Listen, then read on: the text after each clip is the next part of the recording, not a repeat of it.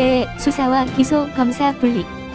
추미애 법무부 장관은 1월 10일 첫 기자간담회에서 검찰 내부에서 수사와 기소 판단 주체를 달리하는 방안을 강구하겠다고 말했다.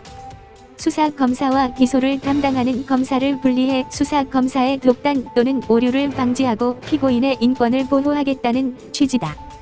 추미애 법무부 장관은 2차에 걸친 검찰 대학 살에 이어 울산시장 선거 청와대 하명 사건 수사 피의자 13명의 공소장 공개 거부로 국민의 공분을 사고 있음에도 반성은 하지 않고 또 딴청을 부린 것이다. 이날 간담회에서 윤석열 검찰총장 주도의 청와대 관련 사건 기소 강행에 대해 불만스럽다는 뜻을 밝혔다. 문찬석 광주지검장이 전날 회의에서 윤 총장의 기소 지시를 어긴 이성윤 서울지검장에 대해 검찰총장 지시를 3번이나 어기는 것이 말이 되느냐고 공개 항의한 것을 비판하면서다. 상당히 유감스럽다고 밝힌 뒤 검찰총장은 수사에 있어 일반적인 지휘 감독권을 갖고 구체적인 지휘권은 검사장에게 있다.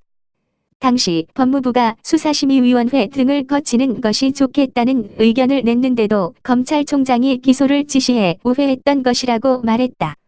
아니 수사에 있어서 일반적인 지휘권과 구체적 지휘권이라는 말이 어디에 나와 있다는 말인가? 검찰총장의 전국 검사에 대한 상명하복의 법적 근거는 검찰청법 제7조 검사는 검찰 사무에 관하여 소속 상급자의 지휘 감독에 따른다고 되어 있고 제12조는 검찰총장은 검찰 사무를 총괄하며 검찰청의 공무원을 지휘 감독한다고 규정되어 있지.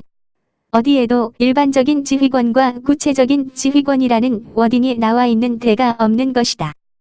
담당 수사검사가 수사를 성실히 해 기소 의견을 상급자에 올리면 상급자는 받아들이는 것이 원칙이지 특별한 이유도 없이 깔아뭉개는 것은 있을 수 없는 일이다. 울산 사건에 대해 이성윤 서울중앙지검장이 깔아뭉갠 것은 직권남용에 해당되는 것이고 3번이나 지시해 기소한 윤석열 검찰총장은 상을 받을 일이다.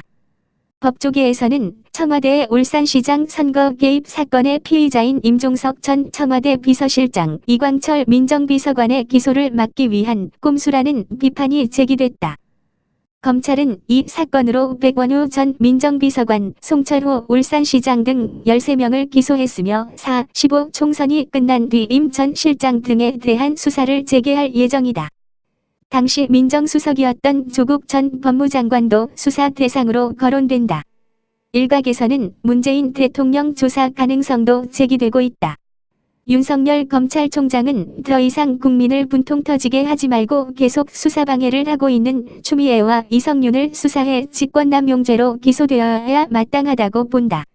2020년 2월 12일 이호근 방송